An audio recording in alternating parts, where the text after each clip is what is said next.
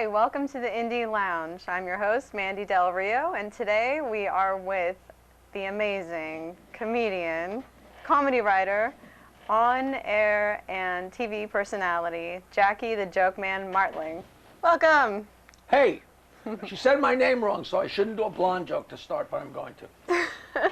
Two blondes are out to lunch, and the first blonde says to the second blonde, "You got something on your cheek." And the other blonde goes like this. She says, "No, the other side." And she goes, That's my last blonde joke. Hi, thanks for having me here. Hey, thanks for coming. This is the Indie Lounge. This is the Indie Lounge. Everything you thought it would be. Absolutely. You know, if I run out of food and tents, there's food and tents up there. I got everything. I got my original camera. You can't go my anywhere. Hawkeye brownie. I'm having a nostalgia wave here. And you're beautiful, and thank you for having me Thank here. you. Thanks for coming on. So let's get started. You basically didn't need an introduction. I mean, everybody pretty much knows you. You know, more people know me than, than I realize. And it's so funny because I've been off the Stern Show, the Howard Stern Show, for 15 years, but they play so many reruns, and I get emails from people that actually say, "I didn't start listening to Howard till 2007, but I hear all these reruns, and I really love the old shows, so I become a fan of yours," and they're like, somebody maybe wasn't even born when I was on the show. It's exciting, you know. Yeah, that's so great. It's fun. We had a great run, and it was really crazy and really fun, you know. Yeah, well, we're definitely going to talk about that. Not if I don't want to. Well, yeah. But let's talk about when you first started. I want to kind of go back to the beginning and, what got you started in this crazy business. This is very hard to really summarize. But in third grade, we were having a snowball fight and came into my buddy's living room and sat down on the floor. In those days, there weren't dryers, so you could take off your clothes and throw them in and warm them up and go back. You had to sit there and drip dry and freeze your butt off. And I was from a very small town, so I was like in third grade, this guy's in second grade, this guy's in fifth grade. We had a little gang, and my older cousin walked in who was in eighth grade. So he was like Methuselah. And he walked in all cold and full of snow, and he took a piece of paper out and read an off-color poem. It was a parody of The Night Before Christmas. And it sounds a little over-dramatic, but I looked around, I could still see the other guys were spellbound. They were laughing, and I remember saying to myself, "That's so cool." I'm sure the word wasn't cool in my head in 1955 when I'm 7 or 8 years old, but it was like neat or nifty. But I just remember that was so cool. And after I started getting famous and people interview me, how'd you get into this? I kind of went way back in my memory, and I'm like, that must have hooked me in, because I've remembered every joke I've heard since that day. Wow. Or at least a real lot of them, clean, off color, whatever. Yeah. And I was a rock and roll, I played guitar from 7th grade on and played music and told jokes and played music and told jokes. I was the last guy in the bar telling jokes, till everybody else had fallen down, and I still had jokes. And by the 70s, I already knew all the jokes. And I was a songwriter, but not a good one. Mm-hmm. And I was in a 3-piece band, and in 1978, we were in the back room, and the other 2 guys in the band, one of the guys is my best friend, I've known him 60 years. We went to kindergarten together. The other 2 guys in the band said, "Jackie, we're going to leave the band and start our own band." And I said, "Listen, if there's 3 guys in a band and 2 of them leave to start their own band, that's kicking me out of the band, right?" So I started playing guitar by myself and singing my songs and telling my jokes. And then I met some guys that were starting out comedians, and we started comedy on Long Island. We did a show at a bar room and restaurant upstairs in Huntington, Long Island in 1979. And I just started telling my jokes on stage, whatever you'd call it, in the corner of the bar. And every month I made a little bit more. Every month I made a little bit more. I made 3 records, sent them to Howard Stern, who I had no idea who he was. And he called me up, and I went and sat in on the show. And, if you connect the dots backwards, it really looks like I knew what I was doing, but I had no idea. I was a pinball machine. Isn't that amazing? Bouncing from this to this, and next thing I knew, I turned around and I was rich. I'm like, how the hell did that happen? It's all serendipity. It's all serendipity. And now I can help myself to food and tents. So going for, so that's in a nutshell, that's the whole deal, So it's crazy, Yeah, well, who are your early influences? Like when you were a kid, who did you like to listen to or watch? I'm not a guy that was a comedy fan. Like I didn't listen to albums or anything like that. When we were in the 70s, when we had the three-piece band, we told jokes in between songs. So I was a huge fan of Red Fox because he put out Dirty Joke albums. And when I was a kid, I loved Red Skelton because he had so much fun. And my parents used to watch me watch Red Skelton because he was a real loose, fun guy who made fun of the other people on the show, and he'd try and mess them up when they were doing a sketch, and it was just so fun, and it must have set in my head. And it was so funny because years later, like 1980 or something, I was at the Fort Lauderdale comic strip with a bunch of other comics. We were working down there, and Red Skelton's 75th birthday was an HBO special, and he came out, and he's standing at the microphone, swinging his arms and laughing at himself and fooling around, and the other comics said, "Jackie, that's you." You know, and I was like, you know, maybe subconsciously, who knows? But so it was, and my ex-wife, that's how she used to advertise me, you know. Red Fox, Red Skelton, the two Reds, Jackie Martling. It's great fun. You're like the third Red.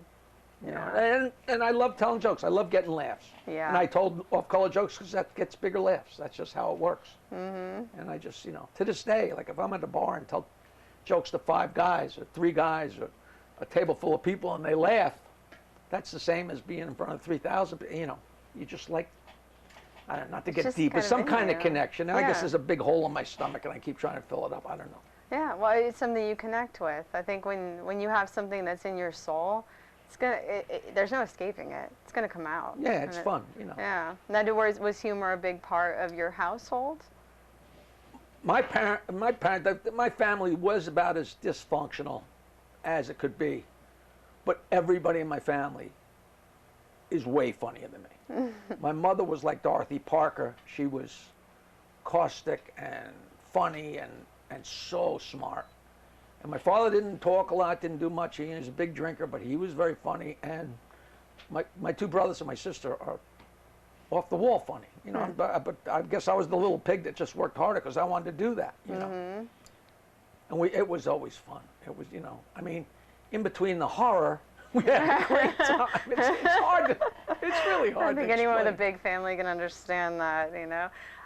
We're going to take a short break, and we're going to come back and talk more about this. Like I told you, I have more than an hour to fill with you. So, all right, we'll be right back. We're going to take a short break and stick around. Thank you.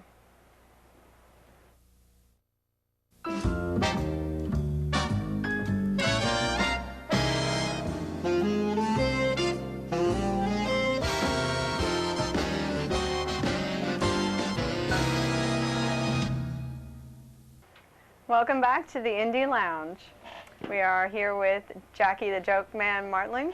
Yes, ma'am. And Jackie, we were just talking about your upbringing and your family, and basically, so humor runs in your family. It's kind of in your DNA, sounds like. Yeah, you know, who knows? You know, it's so funny. I was eating dinner the other night at a place, and I looked out, and from where I was sitting, I could see this place called the Miller Inn.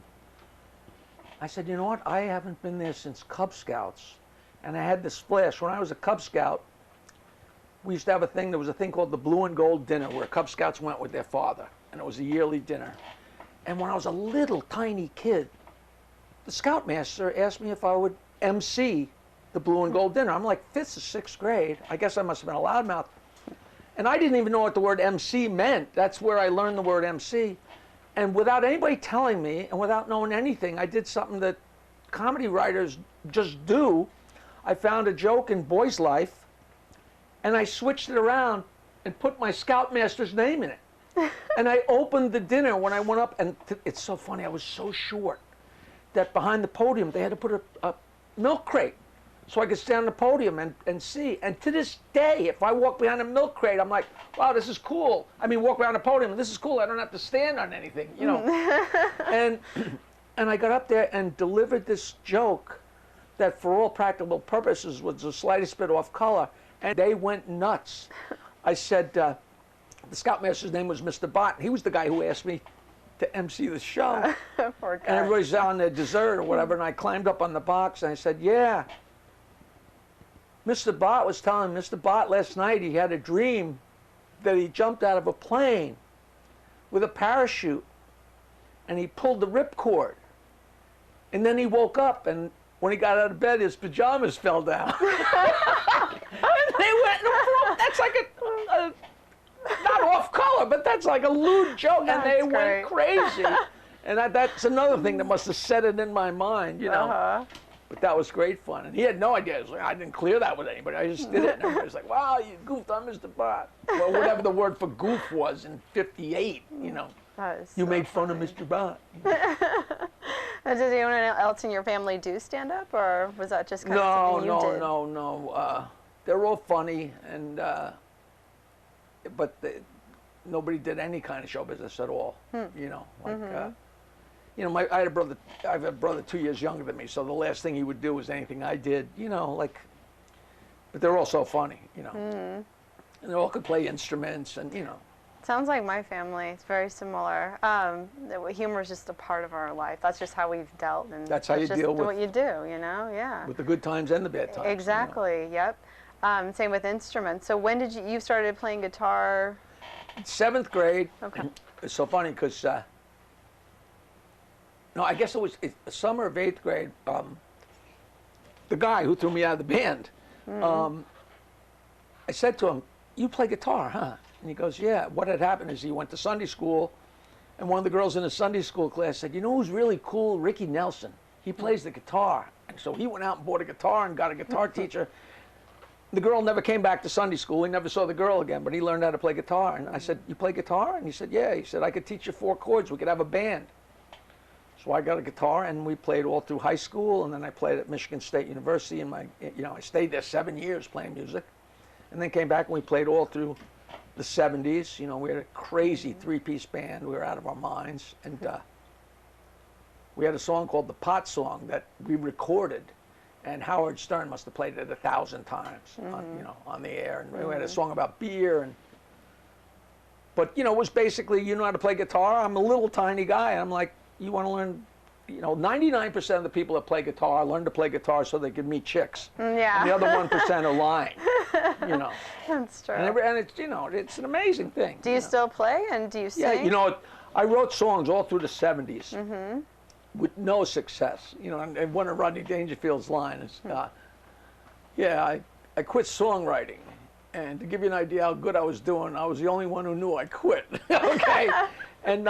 And back about 8 years ago or 9 years ago, I circled back and finally made a music CD. Yeah. I'll send you a copy. Okay, Maybe you could overlay it on this. It's like serious, semi-serious songs. Love songs and bittersweet show business ballads. I would love to hear that, please. If you know me and like me at all, it makes it interesting. I don't know about somebody just off the street listening to it, but it's fun. Yeah, I definitely want to hear that. There's only 2 lewd ones. I guess they're pretty lewd. But the other ones are straight blues songs, love songs. And what's the name of the album? Happy Endings. Oh, okay. Okay, that's great. I probably sent it to you. Yeah. It's probably sitting there, but nobody knows it's a music CD. Right. I should put a note on it. Right. Okay. Great. And then your musical parodies kind of spurred your. Now, how did you get into solo stand-up? Well, when the last band broke up, I had been in a band in college, and it was so funny. I stayed around Michigan State. I stayed in East Lansing for an extra couple of years. It was like 7 years I was there. And, there's always that light bulb moment, that epiphany. And I was at a fraternity party, and we just played at a fraternity party. We were good. We were fun and loud and great rock and roll. We didn't write our own songs, but, we played great Rolling Stones and whatever. And I overheard the drummer. Some fraternity guy said, "Wow, you guys are so great." And the drummer said, "Yeah, one day we hope to tour Ohio." And I said, "You know what? I'm done. What you say is, yes, someday we hope to play the Fillmore. Then if you wind up in Ohio, at least you had aspirations." I'm like, his aspiration is Ohio? I am out of here. And I just kept playing and playing. And when the last band broke up, I said, well, that's it. I don't want to depend on anybody else to remember their jokes. If you're in a 2-man, we do routines. If you're in a 2-man group and you forget your line, you don't look like an idiot. I look like an idiot because you can say anything, but it just doesn't, And if the guy, my partner used to fall asleep in the middle of a guitar solo. I mean, we drank a little bit. It's funny. We played at this club and they had a black light, whatever it's called, black light, and a gin and tonic glows like almost like a light when it's tonic.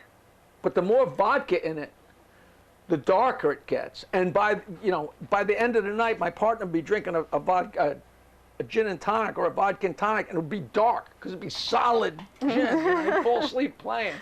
So I said, no more depending on anybody else. And I played guitar by myself in a club. You know, I sat in a chair and played my guitar and told jokes. And when I first met the comedians, they started coming to where I was working because there was no place to get stage time. Eddie Murphy came to my gigs, Rob Bartlett, Bob Nelson, Richie Minervini, and you know, they'd get to do 5 or 10 minutes, you know, and the people in the audience loved it because they'd never heard of this before. This is like 1978. So cool.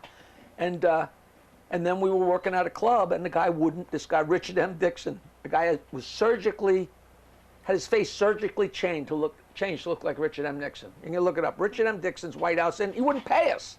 So me and Richie started a show at a bar room. We charged $3 to get in or $5 to get in, and we'd split the door, and I'd go on last and play some songs and tell jokes. Wow. And it worked. People love the jokes. They just do. You know. Yeah, definitely. Well, let's we're going to touch base on more of that when we come back. We've got to take a break. These fly by, don't they, the segments? So we're going to take a break, and we're going to come back and talk more with Jackie the Joke Man Martling. See, the problem is you have to listen to what I say. I don't hear a thing I'm saying. I'm just yakking away like an idiot. You know. We'll be right back. Yeah.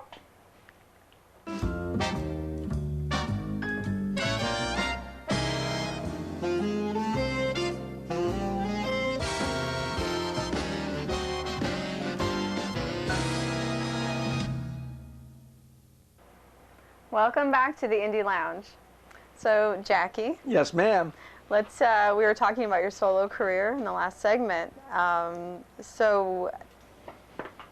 My first venture was very frightening. My friend John DeBellis in the control room, where they're working with their thumbs in there, reminded me that when I first ventured out, I really wasn't venturing out. I was just experimenting, and I read in the New York Times about this place, Catch a Rising Star, where on Monday nights you could wait in line and do 5 minutes. And I was still in my band and still doing what I was doing, but I said, you know, let me give that a shot. I wonder what it'd be like.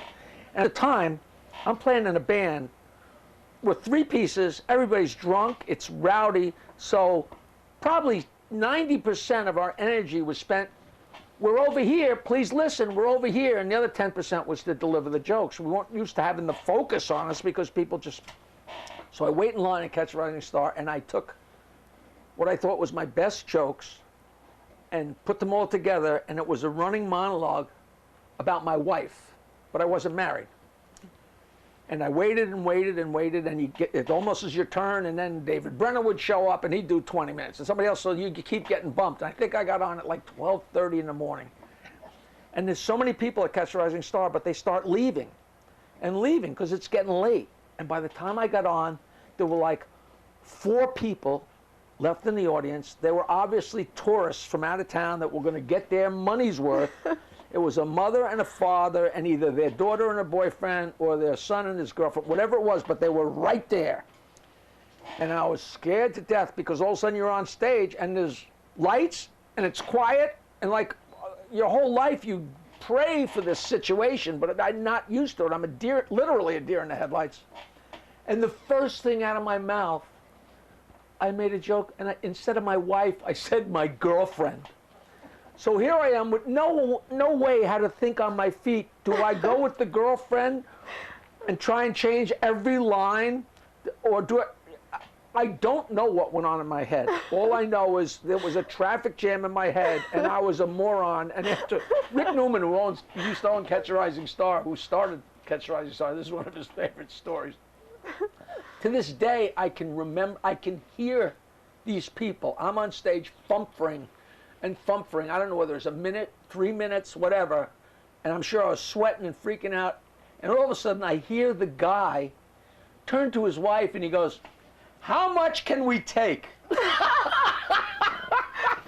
To this day, I haven't had a hard time on stage in a long time, but whenever things are getting bad, I can hear that guy saying, "How much can we take?" Oh, it's great. That's a great story. It's a horrible story, and then, you know, And then eventually when I started doing it on my own, it's like, whoa, you know.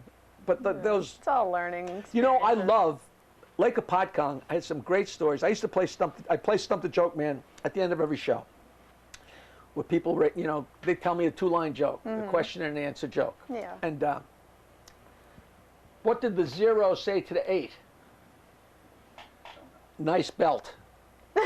So silly, but they tell dirty jokes. So what happens is I have the crowd, they raise their hands and give me the setup of a joke, and if I know the answer, the crowd makes fun of them, and the girls come on stage and they tell the jokes, and I give them prizes no matter what. It's always fun because I know all the jokes and the crowd goes wild.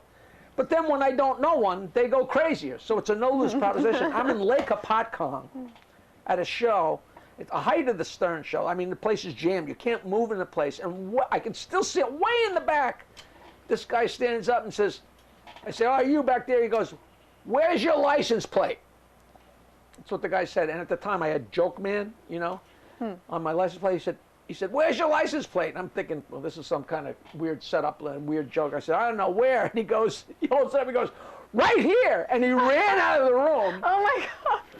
And I was so mad. And like a month or two later, somebody told me they were at a bar in Lake of Podkong, one of those little local taverns. And, you know, the bartender, like this, they have all kinds of stuff. My license plate was on the, wall of the place. And another club I worked here called the Upper Deck. Was that in Lake of Podkong? I'm pretty sure. It was funny. It's called the Upper Deck, but you worked in the cellar. And it was jammed. These places were always jammed and hot and sweaty. And if you're a comedian, you know your laughs. Like if you tell this joke, it gets this laugh, and the next joke gets this laugh, next joke gets this laugh, next joke gets this laugh. It's almost like a bar graph, and you know. And one night, the crowd will be better, but they'll be relatively the same laughs, or lower, but you know, this joke gets twice as much as this joke. It's just how it works. Yeah. And I'm rolling like a freight train, and I did one of my best jokes. And they all laughed, but it wasn't the laugh, you know, relative to what it should have been. I'm like, how weird is that I'm rolling along like this, and that they somehow took that one and didn't like it as much. On the way home, I'm listening to my micro cassette recorder. I completely left out the setup of the joke. It was a lewd joke and about a guy using 2 popsicle sticks and tape, and I completely left out the popsicle sticks and the tape. And I got to the end of the thing, and they were like, well, they must have thought, well, we might have missed it, but I almost drove off the road. So funny. That's hilarious. Lake of Podkong. I'll never get used to that. That was a famous Indian, right? Yeah, I think so. I think it's an Indian word that means your career is over. Hey, or just beginning. I mean, come on, it's the Indie Lounge here now. This is one, I love it. I love it. I was here to promote this movie I'm in. My girlfriend and I are both in this movie, Disco. But the movie I did before this, I actually had 2 personal records. I got beat up in the movie. I also got beat up by the people that saw it. No, I got beat up in the movie, and I was in the trailer. So those were 2 personal firsts. And I was in a movie, and with Sean Young. I had a couple scenes with Sean Young, the famous and very sexy Sean Young, who's just a sweetheart. She was a little crazy for a while there in Hollywood, but she's so smart. It was a mob movie, and it was not a great one, but a good one. You know? Yeah, you've done some acting. You've been in films and TV, and great fun. You did a one-person show, a Broadway show, right? Yeah, and I'm working on doing another. You know what? I got a show coming up. I'm going to do the Jackie Martling show every Monday night at 8 p.m. At the Broadway Comedy Club. So it's great. I don't know that I don't have a start date yet because it's going to be every Monday, so he has to clear the schedule. So it'll probably not be for another month. But how great does that sound? Jackie Martling show at the Broadway Comedy Club, and it's in the heart of the theater district in Manhattan, New York. I mean, you know, even if nobody shows up, it sounds good. Yeah, you know? That's awesome, Jackie. Great fun. Well, and you know, songs and stories, and you know, sometimes I show pictures and. You know, run my mouth like this. You know. Well, that's going to be awesome, and we'll promote it more too when we come back. All right. So we're going to take a short break, but when we come back, more with Jackie, the Joke Man Martling, and we're actually going to bring Mr. John DeBellis back on to do his thing with Jackie. So I might even move over and let him sit close to you because he's a very lonely man. All right, we'll be right back.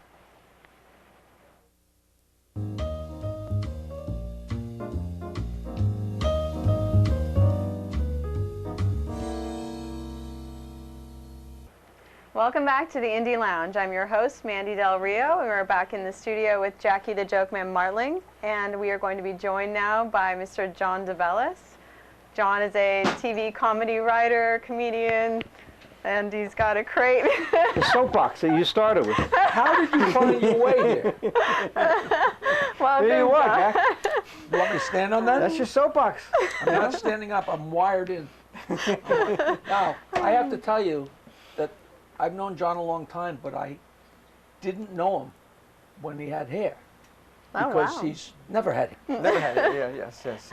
Hi, John boy. How you doing? Good. Yeah, Good John, seeing thanks you. for coming back. That's fun. He's a Yeah. dear pal. He's the one who told me about you. He said, there's a very attractive girl that does this show called the Indie Lounge. And I'm like, he thinks everybody's attractive. But I have to say that every segment, you look prettier. And right now, you look like next segment. That's okay. Yeah. Thank And you. I got Thank you you. on by saying he's a very attractive man That that does the That's show. right. Yeah. Oh, those aren't my feelings. Yes. Yeah.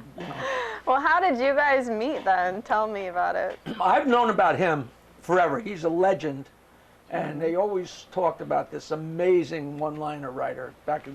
When I bombed at Catch a Rising Star, he was one of the names that, you That knew was about. also bombing a Catch a Rising Star. Larry David and John DeBellis and Richard Belzer and David Brenner. All these people were always working there. And then we did, it's so funny. I just saw the picture the other day of when we were on Joey Reynolds Yeah, together. that's how we met. Yeah. Joey Reynolds has been around forever, and he had a very late night radio show from midnight till 4 in the morning. And I was on, maybe 30 times, and I'd go there and just sit and make fun and have fun the whole time. And John and I met on there, and we had just a great time.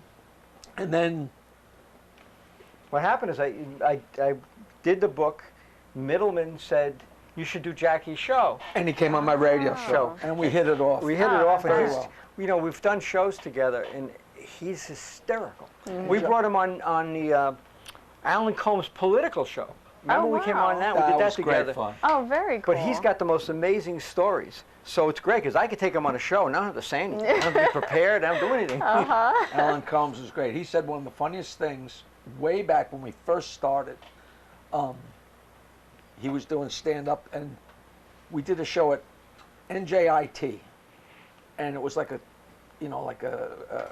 technical school, but we were on during lunch.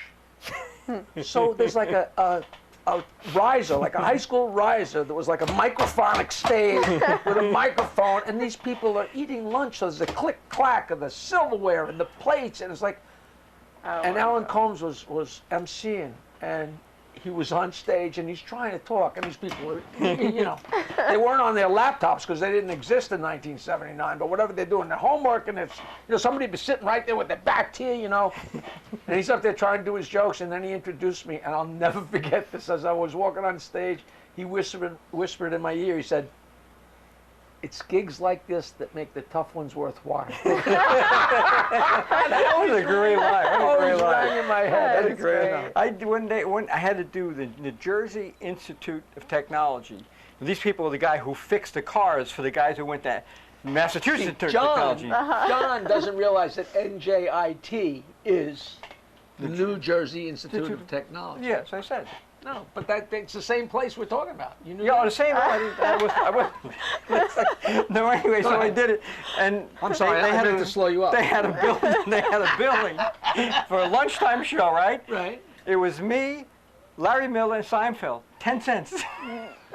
Oh, that's classic. Larry Miller's great. He's Oh, hilarious. he's a great guy. Real funny. I just put a page on my website.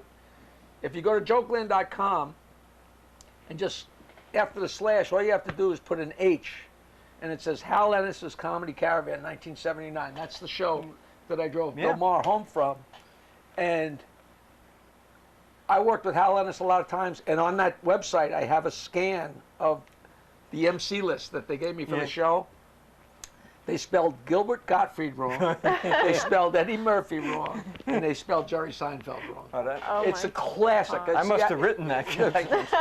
Just original. Just great. That's great. funny. Jeez. We've been around a long time. I know. Well, at least you have hair. I have no And you interviewed Jackie for the Huffington Post, right? think, I believe. Yes, didn't we? That was very cool. That was very cool. Yep. Well, are you still a national spokesman for the? I'm the correspondent. the East Coast correspondent for the National Marijuana News. And it's so fun. I'm good friends with Willie Nelson. And I've interviewed a few people. You know, the medical marijuana is I was talking to somebody last night. They were saying how when both of their parents had cancer, and that pot was the only thing that gave them any relief. You know, and it's like, it's amazing. It also gives you relief when you're out on a Friday night. Rodney had the great joke about that. Now you guys have both worked with Rodney. Well, he smoked a joint. He said, he brought half a joint. He got so hungry he ate the other half. He was a character. Now you guys both have Rodney Dangerfield in common, and you have the camaraderie. And he's like, you know, he's one of the, first of all, if you get to know him, he's one of the nice guys.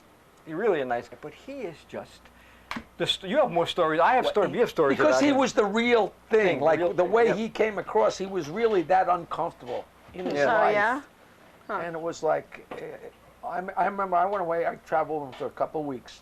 And when we went to pack up the car to take his daughter to the airport, I just said to him, I said, you realize I'm going to laugh every time you open your mouth. He said, have a party, have a party. You know, it's so funny. So I was on the road with him a couple of weeks, and I took pictures of his daughter and of me and him and of different things and of the other comics that we all got together. And the most iconic thing, to this day, I have no idea why I didn't shoot a picture. In the closet in Las Vegas, in his closet, there were like 6 or 8 black suits with white shirts and red ties. But there was like 6 or 8 of them, like uniforms. And it was like, what a great picture. I could still see it in my mind. I'm like, ah. Well, he shows up at my wedding in November. He must have came in from California, and he showed up in a Hawaiian shirt and Bermuda shorts. And he's there, and the first thing, one of my aunts come up to him, and she says, Rodney Dangerfield, I love you. You look just like my dead husband. And she followed him around the whole time. We were walking along the beach in Fort Lauderdale. It's Easter time, and there's so many pretty girls in bikinis, and his head is exploding. And this old woman comes up to him and says, can you tell me where there's entertainment? And he's like, get a paper, lady. What's wrong with you? Paper. Jesus Christmas, get a paper. You go up to him, people come up to him and say, boy, you look good, Rodney. He goes, pressure, pressure. He was fun. He was fun. That's great. Yeah, you know, people would send him jokes, and he'd look at them, and sometimes he'd use them, and he'd pay you, you know, and sometimes he'd switch them a little. And we're in Las Vegas. I said, let me read the jokes too, because maybe somebody will pass you something, and it won't hit you, but it'll hit me. Oh, all right, all right. So he hands me this joke, and I'm like, what are you doing? I said, this is the greatest Rodney Dangerfield joke ever. This is made for you. You think so? Oh, okay. He did the joke that night in Las Vegas, and I'm way in the back. Because, you know, when you travel with him, you know, there was always one line you did. You know, somebody would do it at his club in the city or something, but my job was to yell in the middle of his set when in between jokes, he'd yell, what do you do for a living? And he'd say, I get guys for your sister. You know, it's so funny. But he did this joke, and there wasn't a murmur. And then I roared, I screamed, because, you know, if you ever see a comic bomb a joke, it's always quiet, and then the other comic screams, so the comic knows that you heard him bomb. But that's not why. It was like, I felt like such an idiot. He was mad for hours. He thought I was setting him up, and I was like, no, I really believe it. And the joke was, because he always did fat jokes, and he always did she was so ugly jokes. And it was both. He said, and this one girl, she was fat and ugly. I'll tell you, she was fat and ugly. She had a hairdresser for each armpit, which is just a great joke. And oh, that's funny. Well, you know, one time, he's interesting. He would find the joke and work on it. And this is an interesting thing. One time he found the joke. He had the punchline, didn't have the setup, didn't have it. It was a girl could see her reflection in a bowl of oatmeal. But he couldn't get the setup. You know. So years later, after he died, I finally came up with the setup. I said she had such a horrible complexion. She could see her. So now I do the joke as in honor of him. Oh, that's hilarious. But Sure, John. Yes. Well, when we come, we're going to take a break, and we come back more with you two. This is Yeah, awesome. I'm gonna rub his head and make a wish. A wish that you're on my lap. We'll be right back. Stay tuned.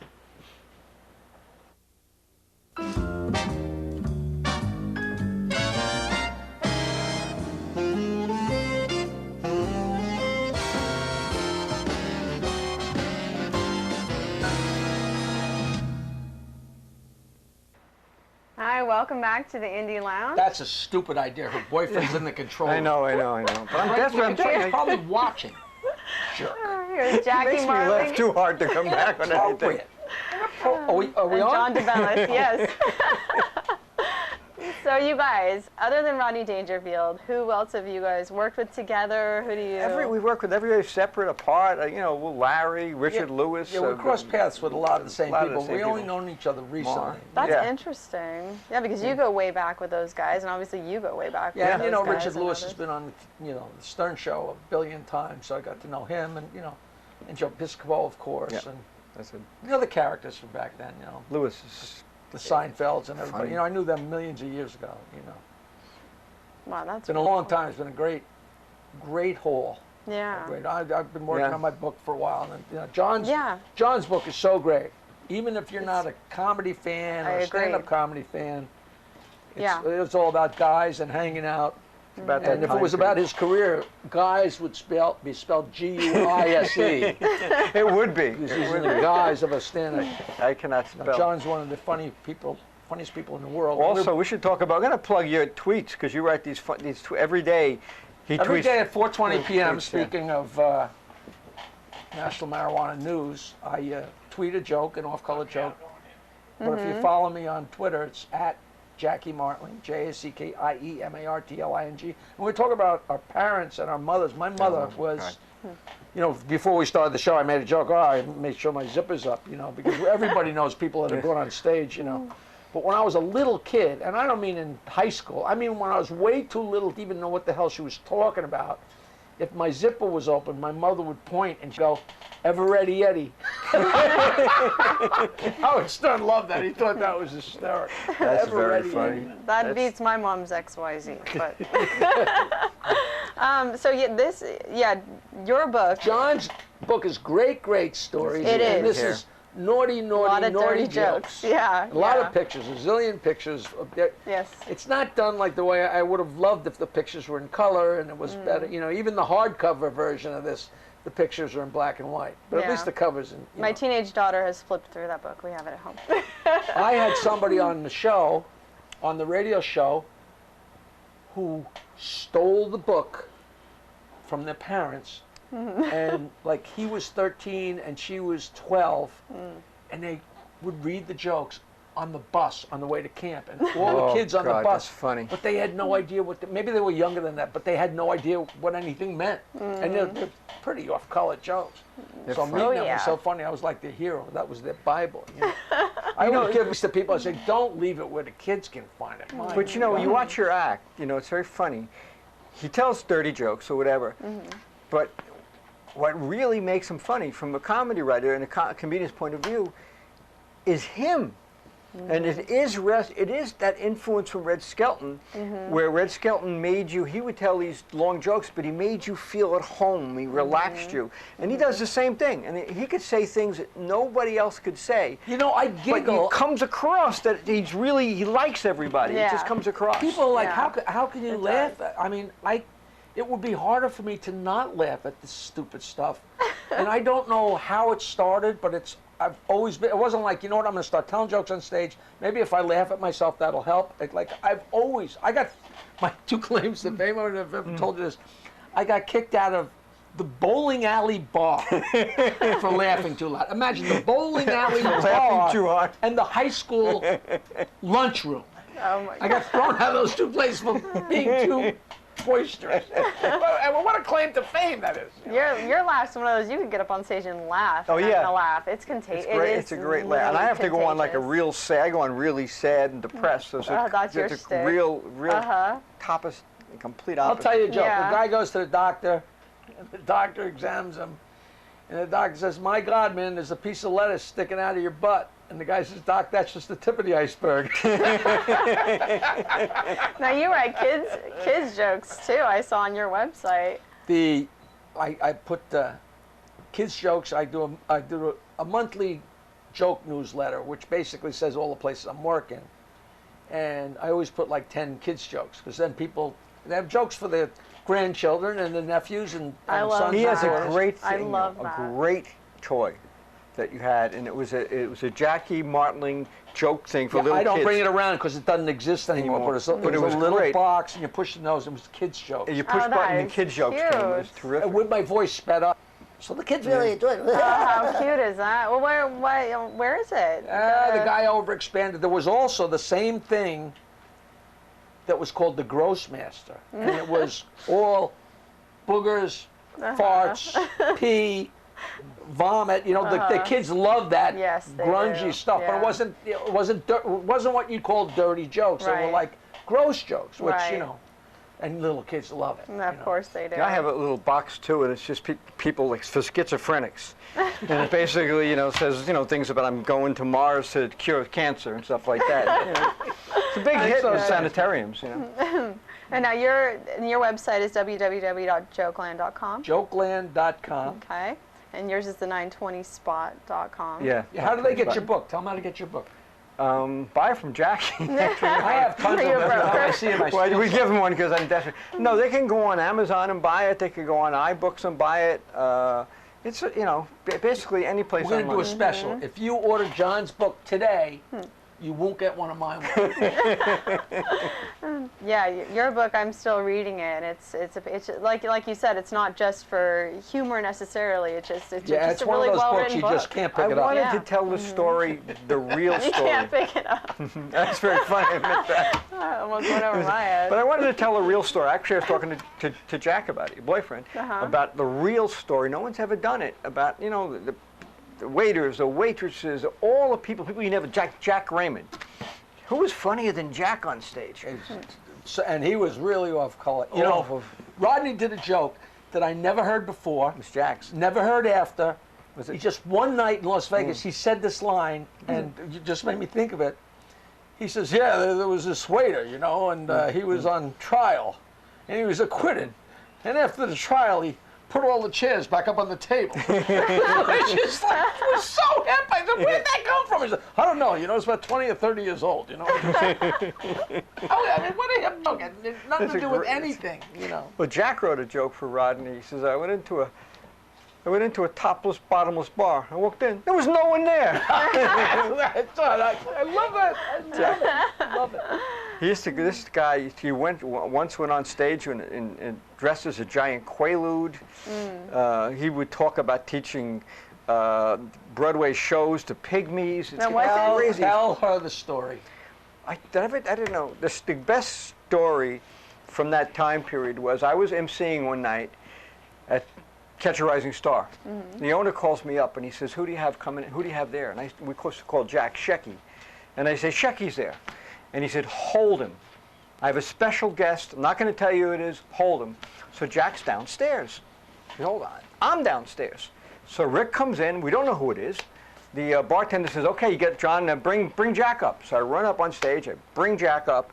Jack's on stage. He doesn't know who's in the audience. And he says, "What's a riddle? What's a dog with wings?"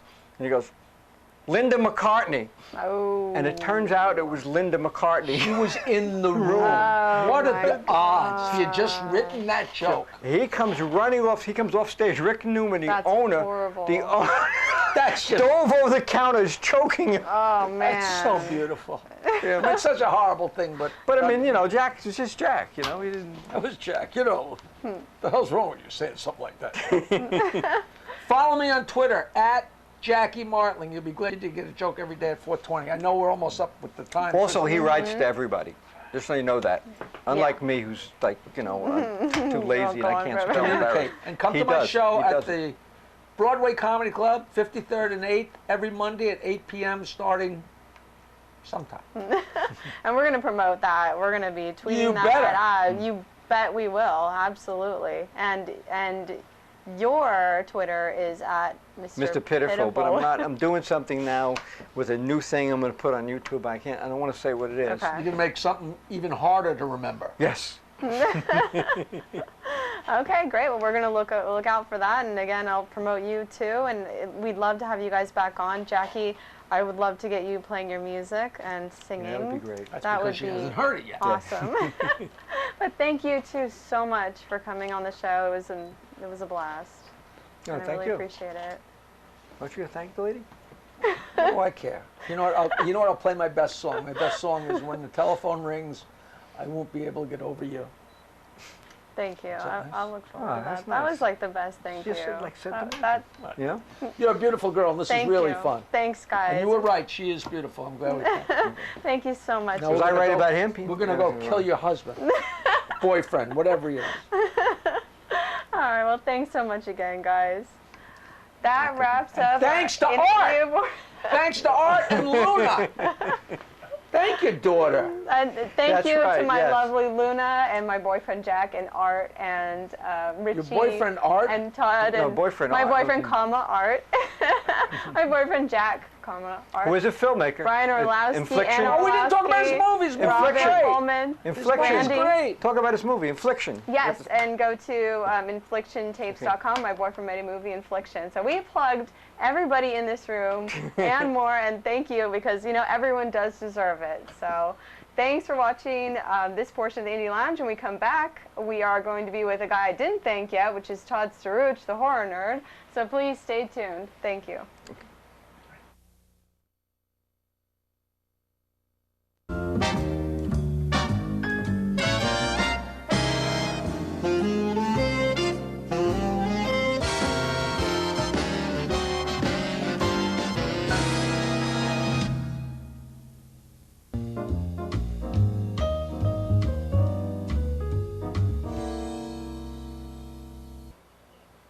Welcome back to the Indie Lounge. I'm your host, Mandy Del Rio, and we are in the studio now with our film reviewer, Mr. Todd Staruch, aka the horror nerd. What up, Todd? Hey, Mandy.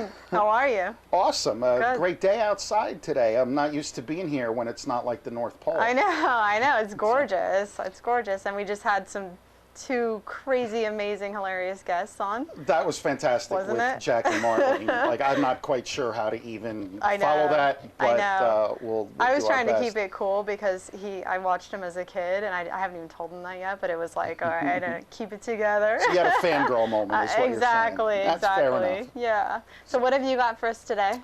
Okay, so today I want to talk about a film called Dark Rome from an Italian filmmaker named Andres Rafael Zabala. I got to see this film as part of the Macabre Faire Film Festival back in January, and it's one of the things I love the most about being a judge at a film festival is I actually get to see all the films. And this one just stuck with me for a few reasons that I'll go into. I normally don't like to give away too many plot details, but the plot summary is out there on the internet for anyone who wants to see it. It's not a secret. So it centers around an American artist who travels to Italy to work in a spa that caters only to priests. And it's a spa in the heart of Rome where priests go to A, get tattoos, B, get massages, and all kinds of things that you think priests probably don't do. But it turns out that apparently that they do. So this American artist has a friend, and we'll just say through various machinations, he sets his friend up to get killed. He gets in with some bad people, the owner of the salon, and he causes his friend to get killed. And the hook of the film is the friend's ghost comes back to try to convince him to turn himself into the police. Meanwhile, the spa owner says, no, are you crazy? You can't do that. But what you should do is confess the sin to one of these priests. That way you can get that off your conscience, and none of us are going to get in trouble and go to jail. So the plot unfurls from there, and what I really loved about it is can't even classify it as straight up horror. It's more of a sort of a dark comedy. Satire. Which is something a little bit different. And I think it plays upon this image that people have of priests and the church of being sort of these pristine, untouchable people. And I think we all know that they're just, at the end of the day, they're just people. So I thought the image and the idea of a spa where priests go to get tattoos was brilliant. Yeah, I mean, just that's absolutely original. brilliant idea. Like an underground priest club instead of fight club. Exactly. Don't talk about priest club. We spoke about this, Mandy. And the way Andres sort of put the whole story together is masterful. It seems kind of silly if you think about it, that this ghost comes back to try to convince him, but it's not at all. They play it straight the whole time. At first, the American thinks he's going crazy. You know, why am I seeing a ghost? And then he starts interacting with him on a daily basis. And again, I'm not going to give away too much. People will just have to see it. You can find it. The web page, the Facebook page rather, under A Dark Rome, and there's a lot of information there. But what also struck me is I got to see a lot of foreign films this time around, and Europeans and Asians are doing a lot of amazing things with indie film. And one thing that I've noticed is they really seem to center on the cinematography and the camera work. One of the striking things about this film is Rome as a city is very much a character in the film. Oh, wow. I've been there several times myself, so I actually knew a few of the locations where the filming took place. So when you have wide panoramic shots of the city at night, or even if it's just the culture of having a coffee at a cafe at night, and how Italians relate to one another, and it is very, very interesting. The camera work and the cinematography in A Dark Rome is just fantastic. Really? And I just noticed that European indie filmmakers seem to almost obsess over it. Not that American filmmakers don't care about cinematography, but it's just one thing that stood out for me when it came I've noticed to that Europe. as well. Yeah, I've noticed that as well. It's a different culture, you know, and they emphasize, so they'll emphasize different things, and a lot of times it happens to be visually beautiful. I mean, how can you go wrong filming in Rome? Right? Yeah. Right? It's a fascinating When in Rome. city. Right. Not to use a cliche or anything. I don't do that. But you're right. The most striking thing for me about Rome is you have an ancient and a modern city all together at the same time. You have a gleaming office tower within blocks of the Colosseum, which is 2,000 years old. And Andres really shows that in this film. Again, he really made Rome a character in the film. I encourage everybody to check it out. I'm not sure that they have distribution yet, but again, find A Dark Rome on Facebook, and all the information will be there. Okay, and did it win an award at the Macabre Fair? You know, I was hoping you wouldn't ask me that because I honestly can't remember. I want to say that it did. So I want to say it did too. I believe it won an acting award. Okay, great. So thank you very much for bringing that up. I apologize for embarrassing you in front of our viewers. But yeah, well, your film reviewer probably should be prepared, right? So. Not you. You're special. I just like having you here. That's what my mom says anyway. So how many broken eyeglasses do we got for Dark Rome? I'm going to go high with this one. This gets 4.5 out of 5 broken eyeglasses. I liked it that much. Wow. I've always liked religion as a theme in a movie, whether it's possession or whatever. So the fact that, you know, with the priests and the Vatican and how it all weaves in, I really enjoyed it. So this one ranks very highly for me. Great. And can they get the trailer too on Facebook? Is yes, that absolutely. I've seen the trailer, and you can tell it's very satirical and dark, and it's quirky, but it looks interesting. Yes, So- and Andre Zabala, I got to meet him and spend time with him at Macabre nice. Fairies. Fantastic. Great. Fantastic All guy. right. Well, and where can people, you know, again, I know it by now, people probably know where we can go to see you, but go ahead on your website. People can go to www.horrornerd.net. And they can find me on Facebook under The Horror Nerd, or just as me, Todd Staruch. I am a social media whore, so I'm not that hard to find on social media. All right, great. Well, thanks again for your review, and that wraps up our show for today. Wow, what an exciting, amazing show that was. So thanks for joining us, and we will see you next time on the Indie Lounge, and I'm Mandy Del Rio signing off.